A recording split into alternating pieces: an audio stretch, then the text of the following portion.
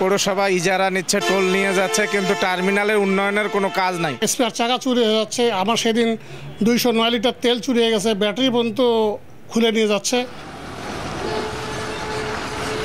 চারিদিকে খানাখন্দ, বৃষ্টিতে সৃষ্টি হয়েছে জলাবদ্ধতা।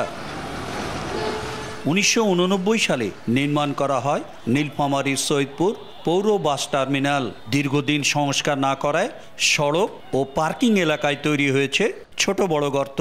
সামান্য বৃষ্টিতে তৈরি হচ্ছে জলাবদ্ধতা। এই অবস্থায় টার্মিনালে আসা যাত্রীরা পড়েন ভোগান্তিতে। এমনকি পরিত্যক্ত অবস্থায় পড়ে আছে টার্মিনাল ভবন। এখানেতে বাস থেকে নামে আমরা দাঁড়াবো বা কোথাও যাবো ধরনের কোনো নাই। পৌরসভা ইজারা নিচ্ছে, টোল নিয়ে যাচ্ছে, কিন্তু টার্মিনালের উন্নয়নের কোনো কাজ নাই।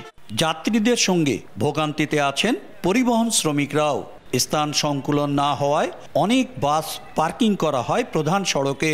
এমনকি যাত্রী ওঠানামা করা হয় টার্মিনালের বাইরে। চুরি হচ্ছে বাসের যন্ত্রাংশ। ভাঙার জন্য গাড়িগুলো তো ঢুকাইতে পারি না, সব রাস্তার উপরে গাড়ি তুই। স্পেয়ার চাকা চুরি হয়ে যাচ্ছে। আমার সেদিন 209 লিটার তেল চুরি হয়ে গেছে, ব্যাটারি পর্যন্ত খুলে নিয়ে যাচ্ছে। আমরা শত চেষ্টা করে এটা উন্নয়ন করতে পারতেছি না। আমরা মেয়রের সাথে গত মুহূর্তে আগের মেয়র কয়েক মেয়রের সঙ্গে যোগাযোগ করছি, কেউ এখানে একটি পয়সা করে পর্যন্ত খরচ করেনি। শীঘ্রই টার্মিনালটি আধুনিকায়নের আশ্বাস পৌর কর্তৃপক্ষের।